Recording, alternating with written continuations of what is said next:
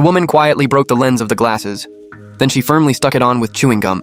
Later, taking advantage of the robber's distraction, without a word, she slid the lens to Awe. Awe quickly stuck it to the sole of his shoe.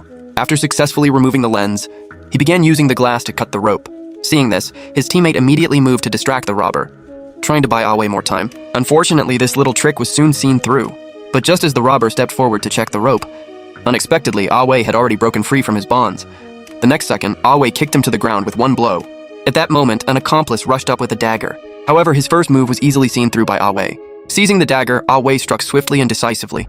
In less than half a second, he cleanly completed the counterkill. Soon, hearing the commotion, the robbers stormed into the mall. They frantically searched the crowd for any sign of Awe.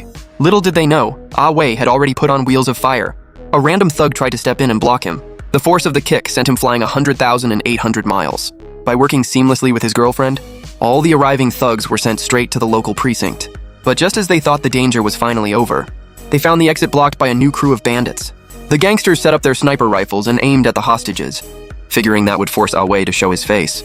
Little did they know Awe had already sneaked down into the basement and quietly planted a huge batch of explosives underneath them. Soon the gangsters reached the end of their patience. Just when they were about to open fire on the hostages, with a deafening bang, the floor collapsed into a massive hole, and with a loud crash, the gangsters all fell right through it.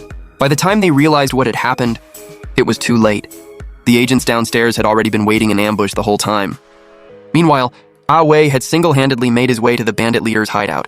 When Sang Biao shoved the door open and took a look inside, he saw straight away his men lying pinned on the ground. Sensing something was off, Sang Biao tried to make a run for it, but Awe swooped down out of nowhere and cut him off. With that, Awe let out a mighty oof and drove his fist into Sang Biao's face, sent Sang Biao flying with a single punch. Before leaving, Awe thoughtfully left behind a grenade. To maximize the grenade's explosive power, Awe even helped to shut the steel door tight. Seeing that the grenade was about to explode at any moment, Sang Biao frantically searched the room, turning everything upside down. In the nick of time, he crawled into the refrigerator, thus barely escaping with his life, a narrow escape from death. Upon waking up, Sang Biao was instantly consumed by a raging fury. Since he couldn't catch Awe, he decided to detonate the nuclear bomb, choosing mutual destruction.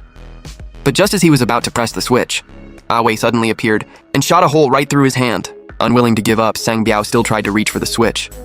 Little did he know, Awe would give him no chance to catch his breath. Crushed by sheer absolute power, Sang Biao was soon beaten until he was spitting teeth crawling on the ground. With Sang Biao successfully subdued, the FBI also managed to rescue all the hostages. Thus, this great crisis was finally and completely resolved.